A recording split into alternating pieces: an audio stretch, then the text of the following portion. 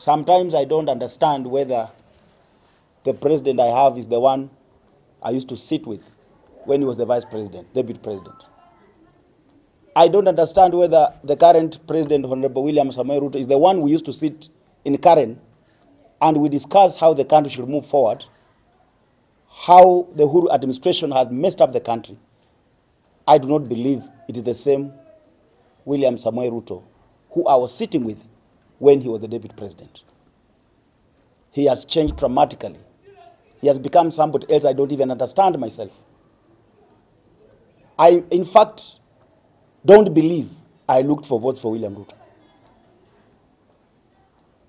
Because he is no longer the person I thought he's going to be. I wanted a president who is caring. I wanted a president who is listening.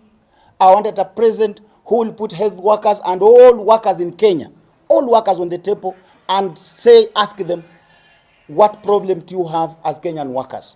How can we move this country forward together as Kenyans? But the president we have today is the one who is coming to make pronunciations.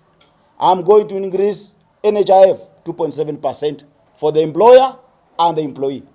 I'm going to increase 6% NHIF for the employer, for the employee. And yet in the public sector today, all public servants are covered in one pension scheme or the other. We have lab trust, we have lab fund, we have public servant superannuation scheme where the civil servants belong. Why do you want to bring again 6% on top of this? NHIF is an act that establishes a pension scheme. Lab fund is established by an act of parliament. Public servant superannuation scheme is established by an act of parliament. We should have been conducted, and those NHIF should only apply to people who do not have a pension scheme. And others already have pension schemes. When you look at NSSF administrative structure, the administration of NSSF takes over 50% in administration. And that is where you are saying you want us to add them 12% so that out of the 12%, 6% goes to administration. There is no pension scheme in the world that administrative costs should go above 2%. And NSSF is a DC scheme. It means workers must be represented 50%, employers 50%. We therefore, as public servants, as civil servants, reject. Mimi nataka kusema we will paralyze the entire government. Yes. Yes. And we will paralyze from State House. Yes. We will close the water in State House. Yes. We will switch off electricity in State House. Yes. And then we will make sure nothing goes on in this country. Yes. As workers, we must be heard. Yeah. We can no longer sit down, celebrate when we are being overtaxed. There is no country in the world that has prospered by taxing its public servants to the grave. When you overtax employers, you are simply chasing away investors. Yes. How then do you expect to create jobs when you are chasing out employers? We have been taxed to the level of 56%, but you have already paid 30%. When you buy anything, you have paid VAT 16%. When you go and purchase your electricity, look at it today. Electricity is taxed at 61%.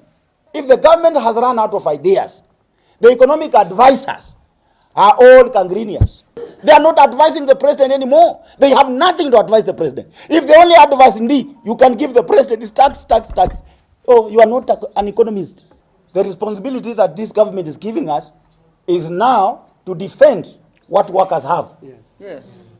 And we will defend to the last drop of blood. Yes. Ama hamko tayari? Tuko tayari. Muko tayari? Tuko tayari. Muko tayari? Tuko tayari. Bas, kama serikali haijaona revolution na imekuwa ikiomba revolution ndio hii hapa.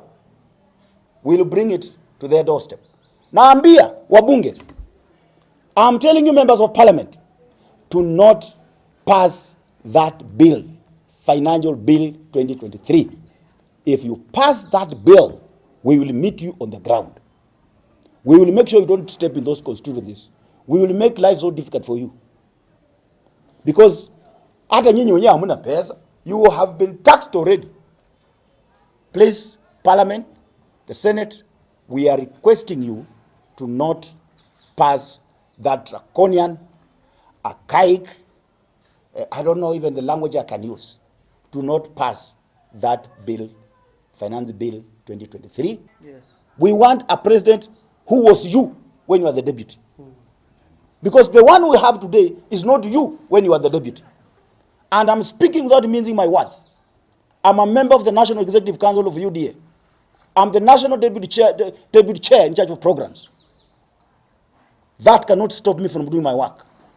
I'm employed by Kenyan workers to work for them, to defend them, and to fight for them. Yes. Si ni hivyo? Yeah. Si hao ndio wanalipa mimi mshahara? Yo. Mimi silipi na chama. Mimi nalipo na wafanyakazi. Sasa my friend William, kama unataka vita ya wafanyakazi tuko tayari.